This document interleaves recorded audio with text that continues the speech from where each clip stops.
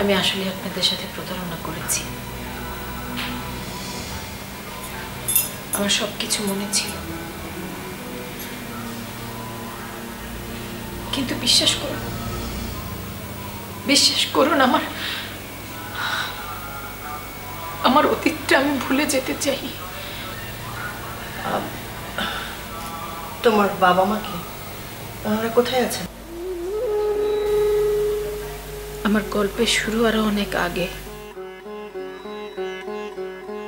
আমার জন্মেরও অনেক আগে, 1971 সালে। আমার নানাজান মুক্তিযোদ্ধা ছিলেন। পাকিস্তানিয়ার রাজাকার বাহিনীরা আমার নানিজানকে ক্যাম্পে ধরে নিয়ে গিয়েছিল। দিনের পর দিন, মাসের পর মাস আমার নানিজানের উপর অমানসিক অত্যাচার চালিয়েছে ওরা।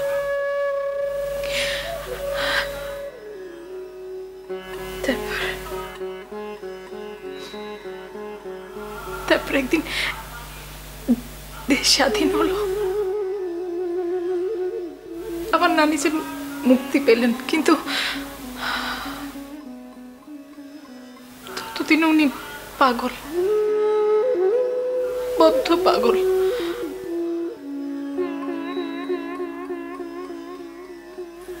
খবর এলো যে আমার নানাজন যুদ্ধে শহীদ হয়েছে। স্বামী হারা, সন্তান হারা একজন নারীর ঠাঁই এই সমাজে হয়নি। আবার নানিজানের আশ্রয় হয়েছিল পতিতাপল্লীতে।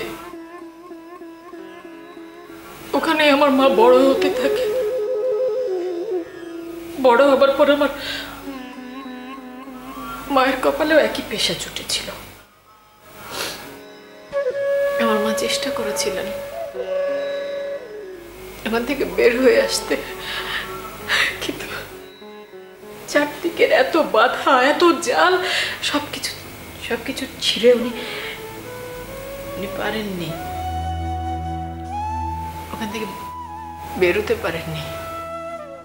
একসময় একজনের সাথে সম্পর্কের সূত্র ধরে উনি বেরিয়ে এলেন।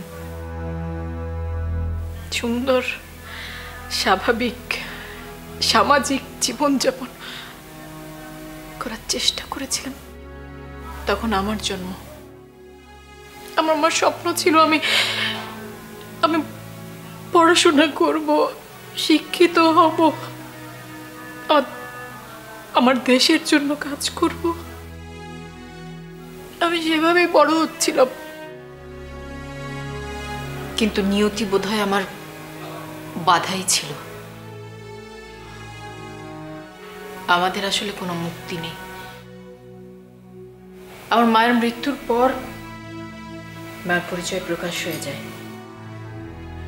তারপর আমার সামাজিক জীবনে নেমে আসে দুর্যোগ। আমার পূর্বপুরুষদের মতো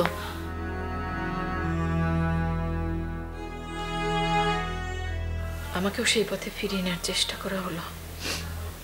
সেই চক্র আমাকে ছাড়েনি। ওরা আমাকে অপহরণ করে নিয়ে যায়। তারপর আমি অনেক কষ্টে ওখান থেকে পালিয়ে এসেছিলাম। যেদিন পালিয়ে আসি সেদিনই আপনাদের গাড়ির সামনে আমার সবকিছু মনে ছিল।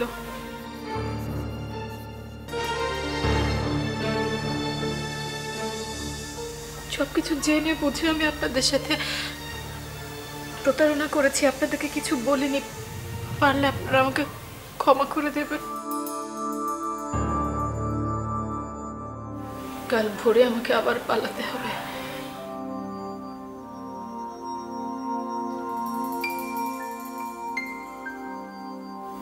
ভালো থাকবেন মা,